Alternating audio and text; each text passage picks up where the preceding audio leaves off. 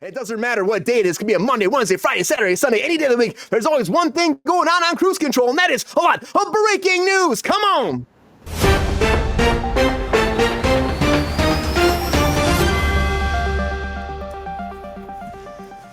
Woo! Twisters, everybody. Twisters. And it did as well as they said. A little bit better. $123.2 million opening weekend. Give that a round of applause. I'm surprised on that. That's some breaking news queen. Daisy, Edgar Jones, Glenn Powell, Anthony Ramos coming in here, kicking some ass. Again, this 90s movie coming forward. Everyone's like, how's it going to be? Well, apparently people are loving it. It has a lot of heart.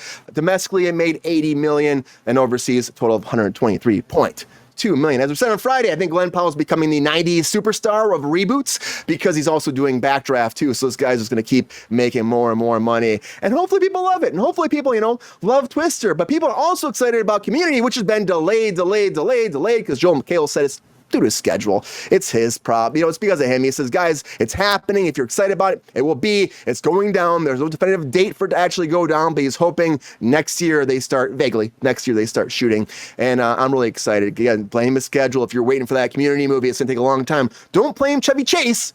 Blame the schedule. That's what you got to do. But people are really amped about that, as much as people are amped about Stranger Things. But we got more about the Duffer Brothers because Netflix greenlit another project called Something Very Bad Is Going to Happen by the Duffer Brothers. And now they've been writing this and working on this for a while, and Netflix is pretty excited about this. What's this about? Well, they're calling it an atmospheric horror series set at a wedding following a bride and groom and a week leading up to their ill-fated nuptials. That's not a spoiler. Just read the title, which again, I guess makes sense. What's up, Thirsty Daddy? Good to see you. You're late, GR, you're late. But I do hope that this is going to be, I love Duffer Brothers. I mean, there's not much information about this. Twister's getting buried. Yeah, you're right, Queen. I don't know. We'll see. Maybe they'll love Twister going forward. But, this is cool. It's about, at a wedding. Hopefully it's great. But another wedding movie coming forward is a Paul Rudd musical comedy called Power Ballad. That's right, with Nick Jonas coming together. Paul Rudd is playing a talented but past his prime wedding singer, and he's also training a young rock star who's played by Jonas, makes sense, who uses the wedding singer's songwriting prowess to revitalize his own career. Again, Paul Rudd in musical, why not? There's no similarities here, right, guys? You don't see a similarity between Brian and myself and Paul Rudd. There's nothing here, right? Nothing here. I mean, and the Jonas, y'all could, be siblings, all three of you. This is called Krustum right here, everybody. I don't know, something. But I'm excited to see if this is going to be good again. Wedding singers. Why isn't Adam Sandler in this? But, it's probably better we got Paul Rudd. Probably better. But speaking of excited for work, Brian. That's all you're excited. I want work. I want work. I want Paul to call me up. Let's get some more work going on. Let's do something, Paul. You got my number. Your people call my people. Let's make that shit happen. But wedding singers are great. But, the biggest news right now in the music community, I would say, is that Eminem has overpowered Taylor Swift right now, becoming the #1 album of the year as of right now. Of course, that's just a timestamp. Taylor's gone on for so long as #1 right now, sweeping the charts, but Eminem's new album came out and now he's officially surpassed her. For how long? I can see it happening for a little bit, but I can see Taylor also branching off and conquering him again.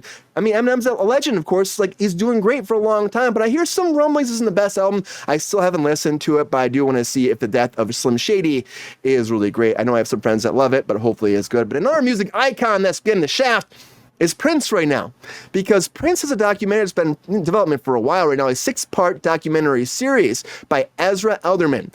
And right now it's called Dead in the Water, because what happened is he was supposed to do a 6-hour part. He's got a 9-hour movie as opposed to a 6. I mean, why am I saying about that? But also they're saying on top of that, it's not that factual. And he's been changing a lot of stuff, dramatically factualizing inaccuracies and sensationalizing most of this movie or this series. So now he has lost the rights to it, and it's called Dead in the Water. Now there's no chance it's going to happen moving forward.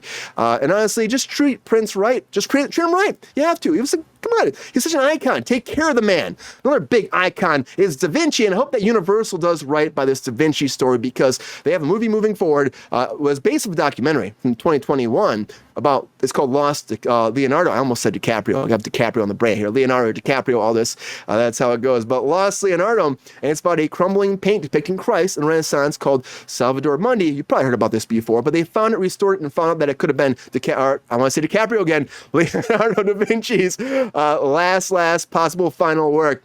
And then it became this whole thing of big people, like $450 million it went for. It was a big bidding war. But again, they're doing a movie based off this with Julianne Moore playing Diane, who was an art restorer who saw it and actually restored the whole thing and made this come together. So I hope this is gonna be a good movie. I love Moore so much. I love Da Vinci. So hopefully this is treated right and Universal takes care of it. But I also hope Universal takes care of another thing called We're Going Back to Wonderland. And this is interesting. It's a night before Christmas in Wonderland. Like, what? What are we doing right here? I don't know. It's an animated movie moving forward. And you have Amelia Clark in this, playing the Queen of Hearts. You also have Gerard Butler in this, Simone Ashley. A lot of people come in there. It's a musical based on, again, a reimagination, a redone telling of Alice in Wonderland. Now, again, Clark is the voice of Queen of Hearts. Gerard Butler and Ashley will play Saint Nick. He's gonna play Saint Nick, and Ashley's gonna play Alice in the film. Stop letting Gerard Butler sing. He's gonna sing. He's gonna sing. He can't. He can't. I saw that Phantom of the Opera movie. Passion. That boy could not sing. Old Saint Nick down the rabbit hole, and then he has to find presents and talk to Wonderland. I don't know. This is the weird thing for me, but the shit I ever heard. This is a terrible movie. It might be good. It might be good. I know. It's him singing in it. It's gonna be a piece of shit. You were so You really kind. are. You're so positive. I'm giving him the benefit of the doubt. That's what I'm doing. I'm just giving him the benefit of the doubt that he'll be okay, but I really don't know. I really don't know either. Like, it's a weird concoction putting these two together, but maybe it'll be good. But, Gerard Butler's never good. It's like he's like talented, but I don't know what to put him in because he's never. He was great in 300. I guess. Yeah, you're right. It was a long time ago, though. It was a long time ago, right? He was terrible in Gamer. Yeah, Gamer. I ever saw. Michael C. Hall was great in Gamer, though. Yes, he was, but Gamer. Gamer was a crazy movie. It was a really crazy. There's also singing in that too, right, Lexi? Like a follow-up. There's a follow-up for it too? No, it was a follow-up to 300. It's my cut out. But you know what I mean? Like that was his like big thing, and when he was like getting momentum, and that was what he followed up with, and it's like, dude. Yeah. What are you doing? What are you doing, man? Phantom of the Opera was a bomb. I mean, it's like he hasn't really had much of a hit after 300, so it's like, how am I supposed to sit here and call this guy like? I don't know. Yeah. It's an unsolved mystery, Lexi. And unsolved mysteries are coming back. That is true. Ooh. True. Netflix has released a trailer for Volume 4.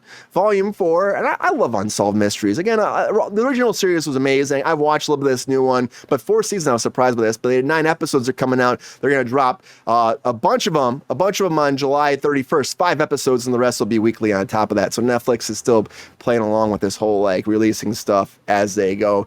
But our unsolved mystery is who killed the Pope in Conclave. This trailer came out, and I thought this was actually a pretty fascinating trailer. I'm not like big into a lot of these historical like religious movies, but I mean, look at this cast. Look at this freaking cast. You got Stanley Tucci, John Lithgow, and on top of that, you got Ray Fiennes. Ray Fiennes is playing like the freaking main Cardinal Lawrence, and it looks really cool. An unexpected death, but comes the Pope, and there's a murder mystery going on, and he's trying to solve it. And they're trying to kill him along the way, trying to crown the next Pope.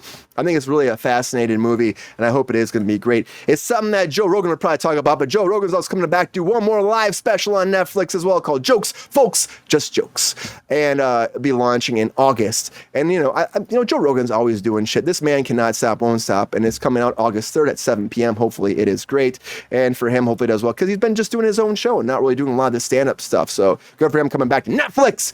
And I'm interested to see how it goes. But a lot of breaking news, everybody. Yo, player, if you enjoyed this video, please like and subscribe and hit the bell to be notified when we are live. And if you are able to join our Patreon, please join. Because the Pep Star needs more snickety snacks. Because I'm hungry. Holla back. Love y'all.